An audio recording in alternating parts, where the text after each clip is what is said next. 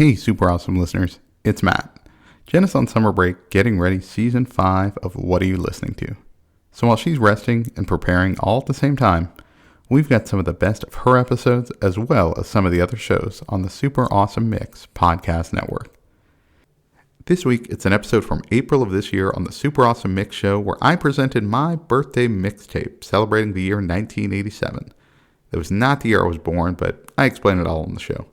Enjoy and be sure to leave the show a 5-star review so more people can discover our super awesome podcasts. Did you know Super Awesome Mix has an app? Go to the Apple App Store today and download Super Awesome Mix. It's free. You could start creating and sending your own digital mixtapes in just a few clicks. Also, there's links to our Instagram account and a link where you can follow your favorite podcast. Speaking of which,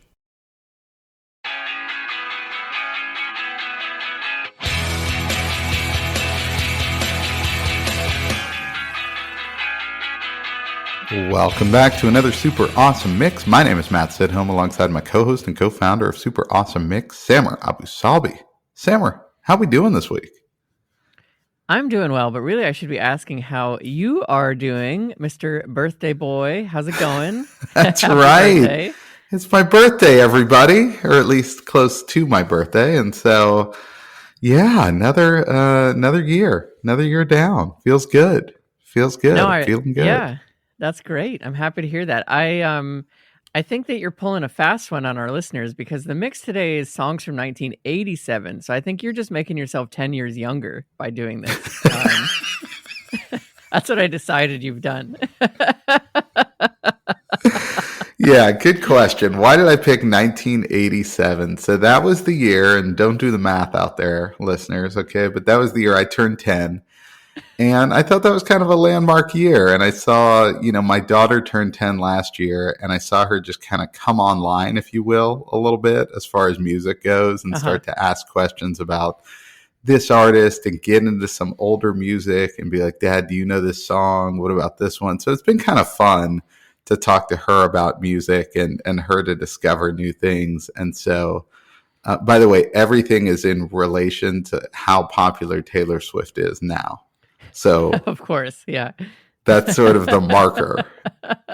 So it's like, wait, how popular was Michael Jackson? I mean, more popular than Taylor Swift is now. And it's like, what? How? And it's like, I know. That's awesome.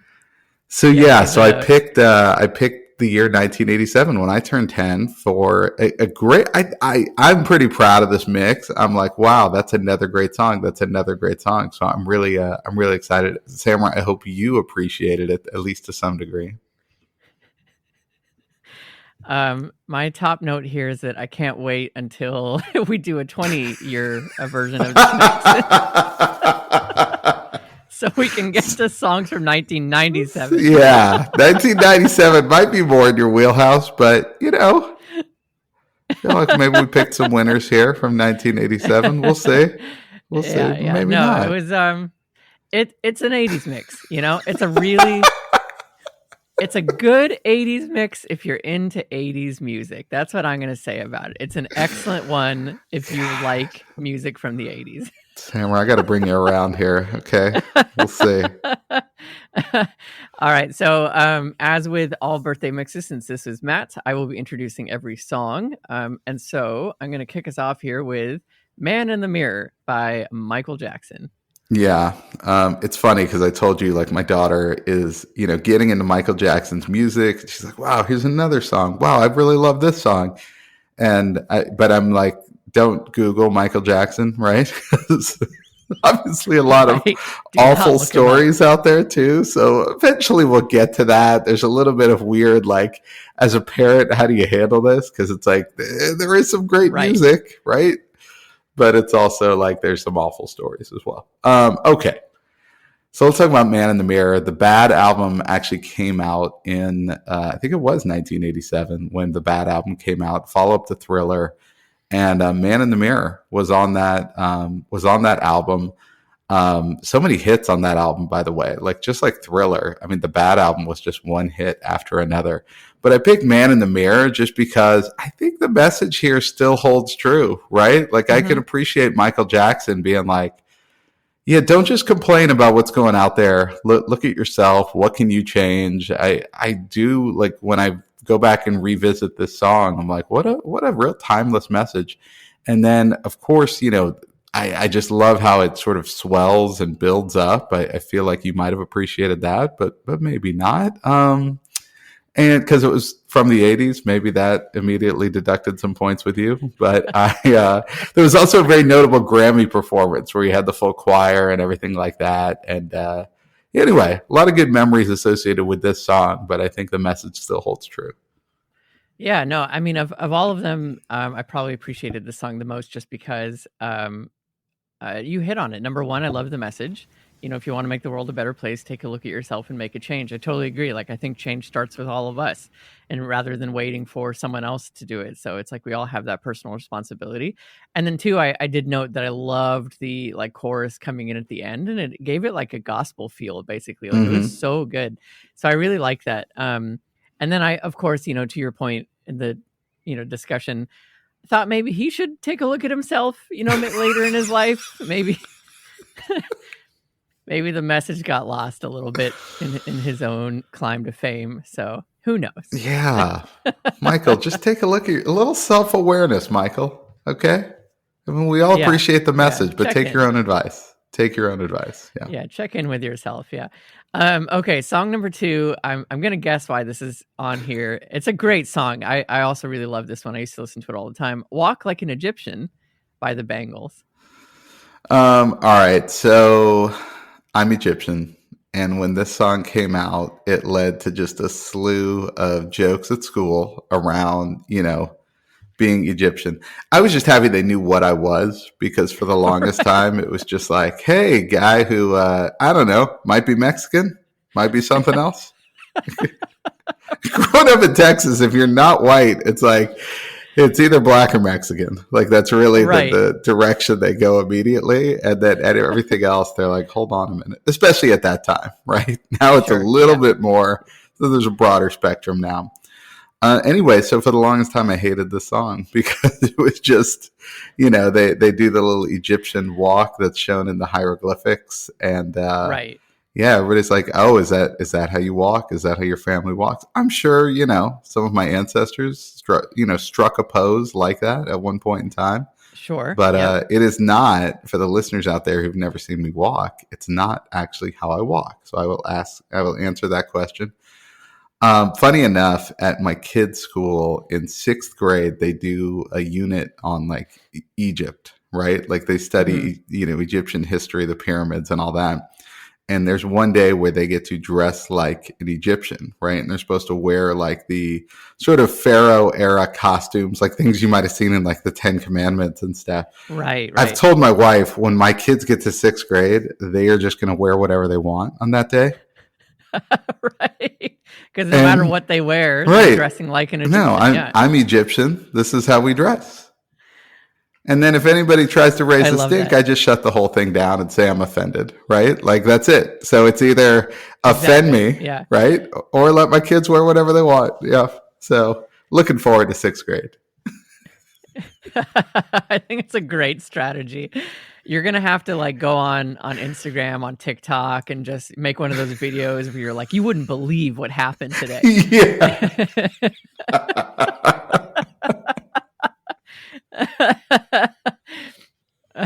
The cultural appropriation. No, I mean, everybody's going to be on my side. I'm going to get so many likes and follows from people. Oh, 1,000%. Yeah. You're just going to, you're going to pick up a new mantle for Egyptians everywhere. I'm going to be on MSNBC like that night. Like they're sending the truck to my house.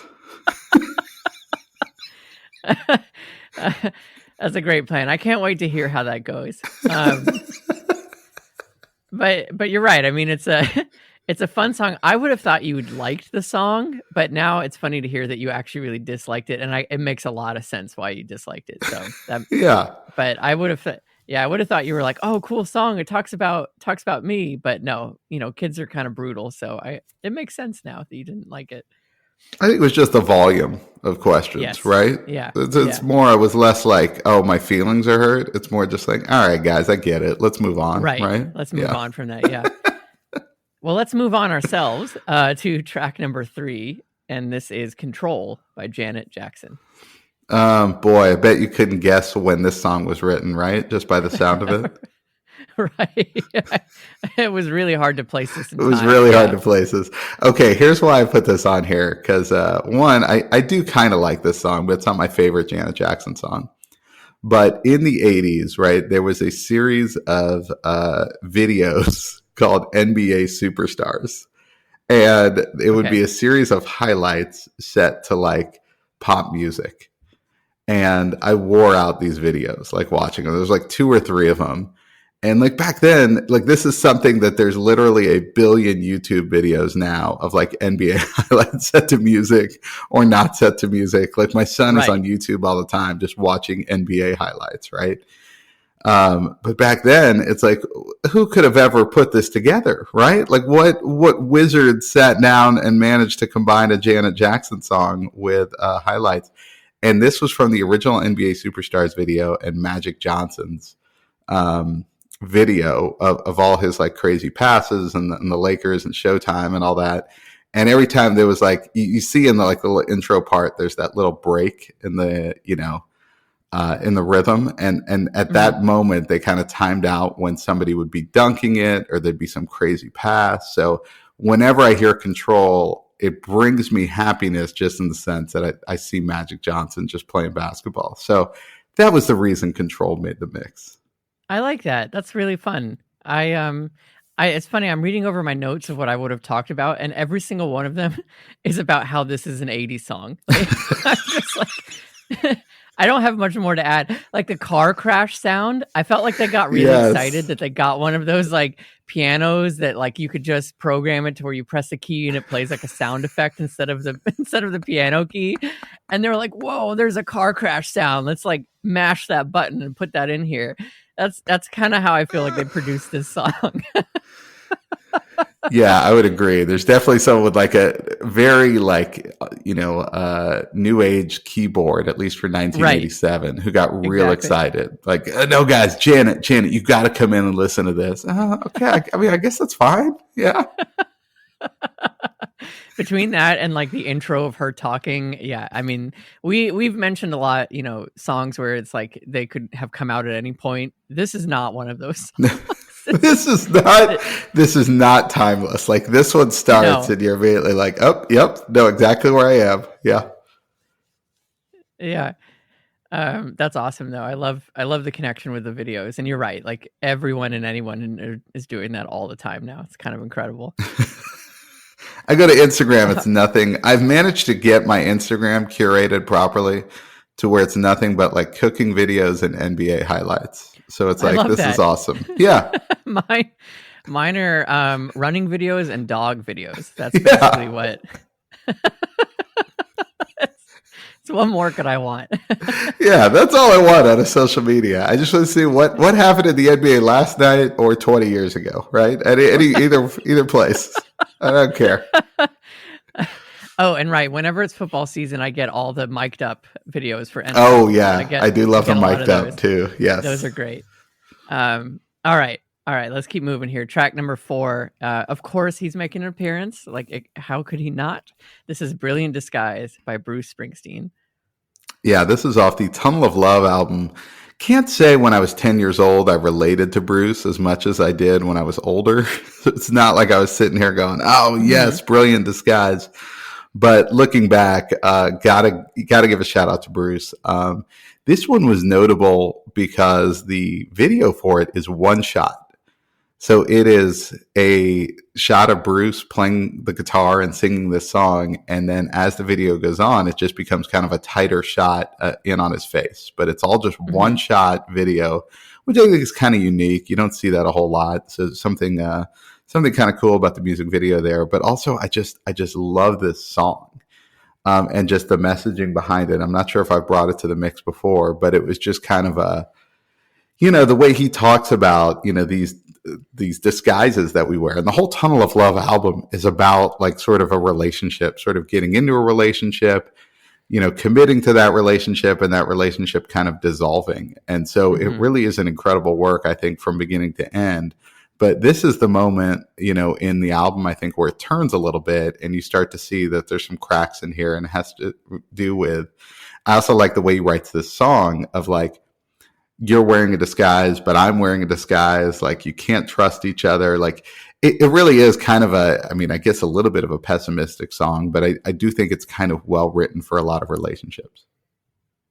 Yeah, no, I noted that it was like to me it seems like a very somber song because it's that realization of what he's singing about, of like you kind of can sometimes look at someone and realize that they're not who they say they are, but then I think he does a really genius part of flipping it back on himself, where he's saying, like you just noted, like he's saying I might not be trusted, like maybe I'm also wearing a disguise. So I really like that. I think the songwriting in this one, as per usual, from Bruce is really, really good. But you're right. It's like, it's a bit of a sad song. And so, hopefully as 10-year-old you weren't, you weren't pondering about disguises and everything. You were just watching NBA Jam videos and enjoying life. I remember this music video from when I was a kid, but I definitely didn't understand the song, right?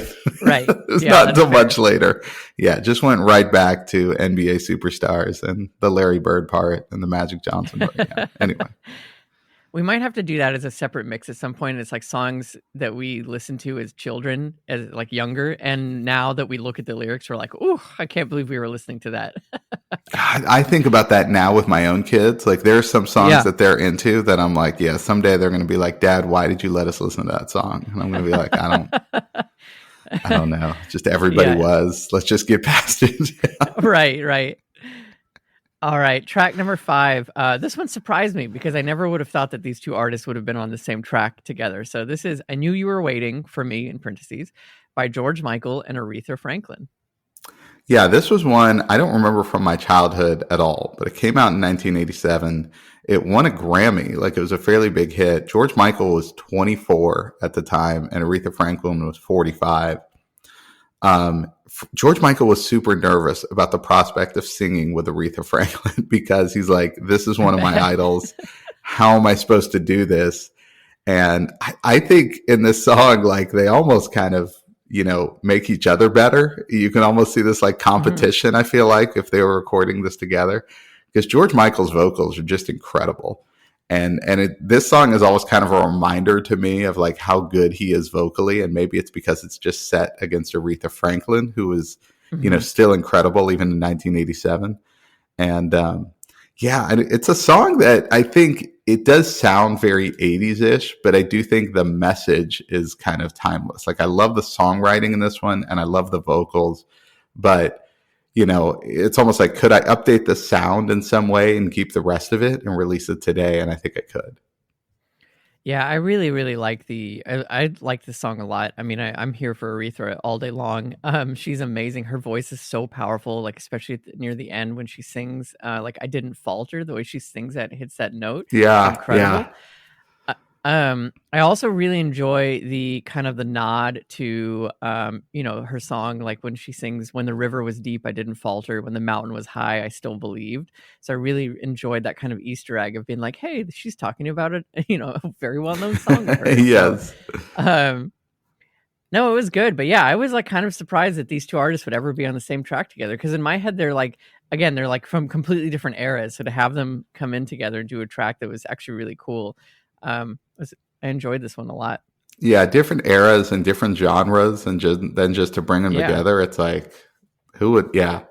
No, I remember discovering this one. I think it was on George Michael's Greatest Hits album, and I was kind of surprised by it. But yeah, at the time, I guess it did gain some popularity, and obviously, like I said, won a Grammy. But I was really unaware of it growing up. All right, track number 6, one that I certainly was familiar with and absolutely love. So this one is okay by my standards. Yes. And It's Tricky by Run-DMC. Yeah. So I loved rap music growing up, and this was like kind of at the forefront of that in 1987. And so I mean, I don't know what else to say. I mean, everybody knows this song, and kind of, like, you could still play it now, and I think it would get a response from people. Interestingly enough, okay, so I guess they sampled the Knack's My Sharona for this song. But it wasn't until 20 years later that the Knack decided to sue Run-DMC for like not getting enough money off the plays Right. for this song, which I thought was like kind of weird to wait 20 years before you throw down a lawsuit. But Right. I don't even necessarily hear the sample when I'm listening to it. Like, it's not even something that when I read that, I was like, it's never even crossed my mind. It's not like the Robin Thicke song with the Marvin Gaye Right. connection, how it's like, this is clearly ripped off, right? Like, Yeah. in this one, it's like, I don't even see the connection, but Yeah. apparently they admitted to it. It wasn't until 20 years later that we got the lawsuit. Funny enough, the music video for this one featured a very young Penn and Teller, who is, wow. nightly at the Rio in Vegas, if you're out there. Okay. Not a paid sponsorship. All right. But just big fans of Penn and Teller. But a super young Penn and Teller, because obviously the song's called It's Tricky. Run-DMC is kind of, ruining their little 3-card Monte game that they have going on the street. And anyway, it's a funny music video, but also funny just to see those guys back in 1987. Yeah. Wow. Yeah. So anyway, I love this song, love all of Run-DMC's stuff, and had to include them on the mix. No, it's so good. I mean, I was immediately hooked, as I think everyone is, by the intro, right? That it's such an iconic intro to a song. Like, even just reading the lyrics, you can hear the music coming in behind you. The speech is my recital. I think it's very vital. To rock a rhyme that's right on time, it's tricky, is the title. Like, it's so good. I love that. I'll never get tired of that intro. But that's, yeah, no, it's... I'm happy you put this on here. It was a nice little surprise in a sea of 80s music. My other note here is like it's one of the few songs from the 80s I actually really like, is my key note here. And it's a Rick Rubin song, so also maybe that's why I like it, because I tend to really like everything that he's produced. Oh, interesting. Producer. Yes, very famous producer. Absolutely. All right, another song that I didn't know the title to, but I feel like I've heard it in movies or like montages a million times. But this is Just Like Heaven by The Cure. Yeah, speaking of intros, this one's got a nice long intro to it before it gets going. And you're right, it was never, I think, officially part of any 80s movie soundtrack, but going back to my NBA Superstars, anybody can make a YouTube video now. It's like, you could show me any 80s movie trailer with this song under it, and I would not think it's like fake, like that you made it up. I'd be like, yeah, okay, sure, that was in that movie. Because it's just so quintessential, like kind of John Hughes, like that era of movies. It's just perfect. But no, I mean, I love this song. This was The Cure's first American hit. It got to number 40 on the Billboard 100. But yeah, I don't know. I have always, and I'm not a huge fan of, I don't know, all of The Cure's music, I would say, but this was one that always kind of stood out that I just loved. And I think it's the long intro. That would be an interesting mix, possibly, as songs with like extra long intros, because I feel like there's something about those songs that really get me. Oh, I already have like so many that come to mind. I would love to put together that mix. We might have to do that one. That's a good one. You're right. I mean, my first note here is I love the long intro to this song, like verbatim. That's what I wrote. It works really well. But in general, I just found like this has that like joyful kind of like popish sound, and it's almost like the memory of. It's like they've captured the memory of meeting someone that you really like or that you love, and like all the rush of feelings that you get that come with that. They like bottled that into this song. And I think maybe that's why I associate it with like montages in movies or whatever. Cause you're right. Like, I feel like this could have been put to any of that, and you would have been like, oh yeah, that's like a perfect match to that. So I really enjoy that element of this song. But I don't know that I've really listened to much of The Cure, but I've heard their name a lot. I feel like people have a lot of opinions on them in either direction. I think you might like The Cure. I think it's kind of maybe right up your alley if you got into some of their old stuff. Yeah. I'll try it out. All right. So speaking of songs that I can tell you that I probably don't really like, and might not get into, but certainly made me laugh. Track number 8, Fishin' in the Dark by Nitty Gritty Dirt Band. Yeah, I didn't listen to a lot of country music growing up. Actually, I probably started listening to country music maybe 2 or 3 years after this song came out, but this was one that I immediately like heard and was into. And it was just, I just love I love old country, and this sounds very much like old country, mainly because Nitty Gritty Dirt Band has been around in some way, shape, or form since 1966. So this isn't some new age pop band, right, that made a country song, right? Like this is just an old school kind of country Americana band that came out with this song. But I don't know. It's I've only been fishing a handful of times in my life, so it's not like I'm talking about this from the perspective of a fisherman. But I do love the simplicity of the message here, and just sort of the simple sort of the getaway being just going fishing in the dark, just something real simple like that with someone that is special to you. So yeah, that's why I picked this song. And I mean, I love the sound of it, but as we've established on this show, I'm more of a country music fan than you are. Right. No, what was funny is like the opening notes hit, and I was like, oh, okay, this sounds kind of cool. How come I've never heard this? And then he started singing, and I was like, right, that's why I've never listened to this. Because just immediately, I was so twangy and country sounding. I love that. Yeah, so that was like my live feed of what happened as I listened to this song. I'm pretty sure they're not singing about fishing in the dark. I feel like there's a lot of innuendo here. Okay, here comes sixth grade English teacher Samer, or high school English teacher. Okay, let me guess. It's about heroin addiction, right, Samer? Okay. Look, I don't know about, I've not really been fishing, but the line, you and me going fishing in the dark, lying on our backs and counting the stars. I don't think you go fishing by lying on your back. Okay. All right. Okay. Look at the coastal elite. Okay. For all my Midwestern and Southern friends out there. Okay. I apologize for Samer. Okay, let me guess. He's fishing for a vein. Is that what you think? Okay, it's all drug use and just something not so innocent going on. Come on, Samer. Come on. Grow up. My goodness. Okay. That's awesome. I'm sorry to offend. You're right. My goodness. Got carried away here. But it does kind of remind me of Afternoon Delight in a way, which is also like kind of a fun, right? Like, okay, hold on.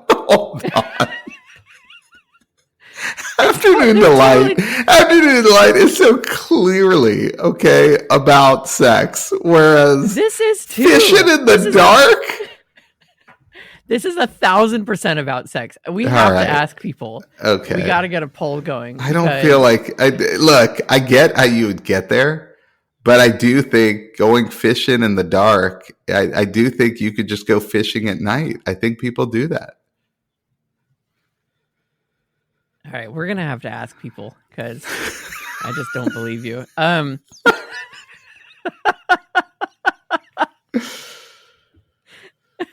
All right, let's move on for now. Let's move on. We got a couple more tracks here to get through. So track number 9, and it is Shakedown by Bob Seger. Okay, so this is Bob Seger's only number 1 hit on the pop charts, amazingly enough. And that is almost entirely because it was included on... Actually, do you know what soundtrack it was included on, Samer? I don't know. Okay, Beverly Hills Cop 2 with the great Eddie Murphy. Nice. Yes. Yeah, nice. Okay. And so that's what I always think of is because Beverly Hills Cop and Beverly Hills Cop 2, I think, are excellent. I know there have been a couple movies since, and there's, I think, a new series or movie coming to Netflix this year called Axel F. And so, I mean, look, I'll watch Eddie Murphy in just about anything, right? I think he's great. Yeah. But yeah, this song always makes me think of that movie, and this song was just on radio on repeat in 1987. It was crazy. Funny enough, I read it was originally written for Glenn Frey of the Eagles, but then he lost his voice before they were about to record it, and so it went to Bob Seger instead, which I think worked out for the best because Glenn Frey has another song called the Smuggler's Blues. Are you aware of Smuggler's Blues, Samer? I'm not, no. Okay. Well, I'm going to go ahead and predict right now you would hate it, but I would love for you to listen to it and let us know what you think. All right. All right. But I still want, God, we should, and we're going to come out with sort of a subscription, subscriber only track here pretty soon. I think it would be funny to kind of have some YouTube videos of you reacting to songs for the first time while I'm watching you react to the Right. songs. I think we might have something there. So maybe hold off on Smuggler's Blues and we'll try to arrange that. Okay. But Okay. Sounds good. anyway, so there's a nostalgic element to this because of the association with Beverly Hills Cop 2, which is such a great movie. And but I do kind of like the song. It kind of gets me fired up. It's a very catchy song. Yeah, I really like it. I'm happy that he was able to do it because, saxophone, synth, guitar, like all of that coming together is great. I mean, whenever you think of the 80s, I feel like you could absolutely include those instruments as top of mind for what makes like an 80s sound. So, no, I really like this. I thought it was a very catchy song and it has a very catchy chorus. So I enjoyed it. All right, track number 10 here. We've got Heart and Soul by T-Pow. Yeah, T'Pau is not a band, or it's a band, not a person. For the longest time, I thought it was just a person. Turns out it's a band. This song kind of got popular.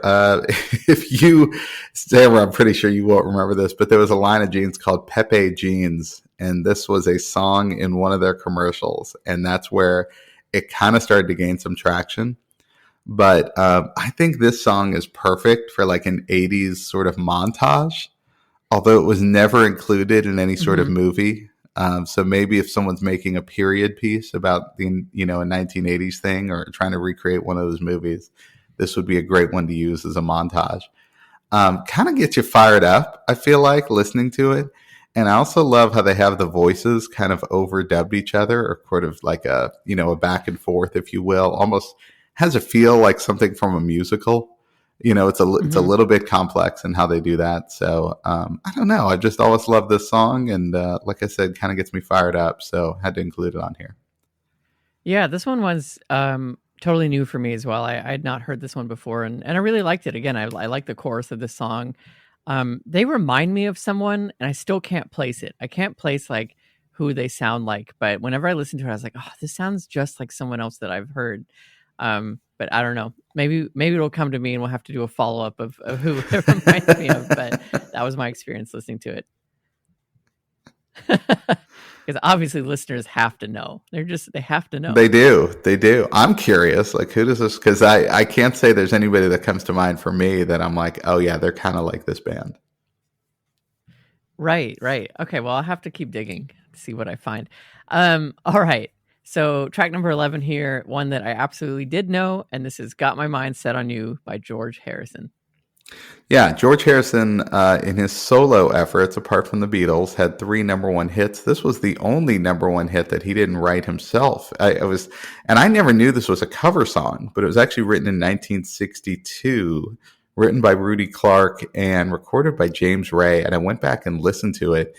And it's really kind of an interesting feel. Like, I don't know if I like it as much, the old version versus what George Harrison did with it.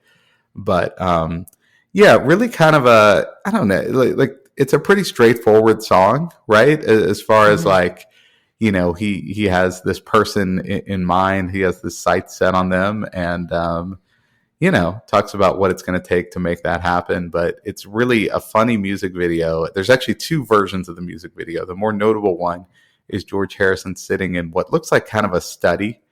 And there are, kind of animal heads on the walls and other things in the room. And they all start to sort of come to life as he's singing the song. So also a cool kind of music video to revisit.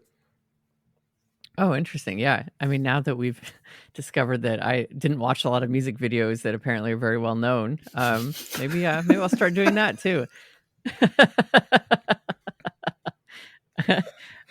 Definitely that would be a fun one. Yeah. If we ever did a YouTube version of the show, it would be fun to do one with like notable music videos, especially if you haven't seen them. I think that might be kind of fun.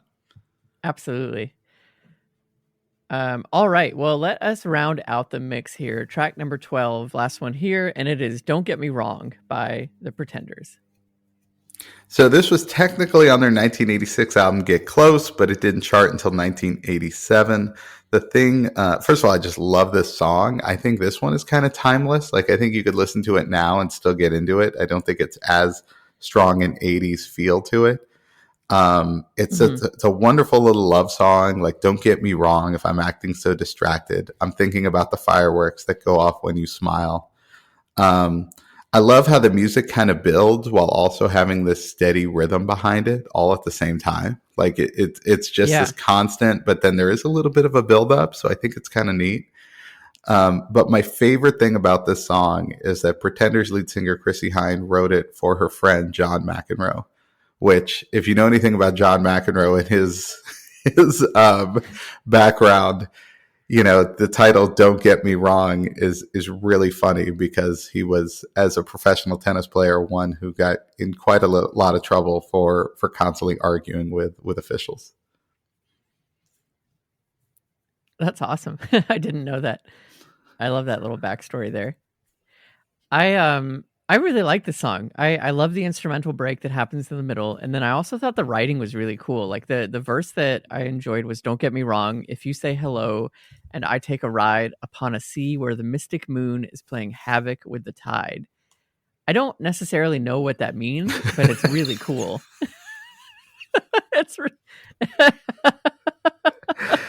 Sammy, you were in the Navy for 20 years. How do you not know what that means? Yeah, look, I was just cleaning the decks, all right? I wasn't paying attention to tides or anything like that, or mystic moons, so I don't know what to tell you. Also, to be clear, I was never in the Navy, but to everyone who is, thank you for your service. We appreciate it. Yes, thank you for your service. We don't mean to make, that was a joke about Sammer, not about the Navy, of course. We love the Navy. Yes. Absolutely, yeah, of course. All right, well, there you have it. That is your 1987 birthday mix. Yes, I'm sure there's plenty of 1987 songs that I missed, so tell us about it on social media at Super Awesome Mix. And also, we'll have to put something up to get people's feelings about the song Fishin' in the Dark, because I really want to get to the bottom of this and you know, see if that's a universal like miss on my part or on your part. I think that'll be interesting to see what we get there. Yeah, we're going to have to ask the people for sure. That's coming. But in the meantime, we'll keep working on our next mixes. So for Samurai, this is Matt, and we'll see you next time.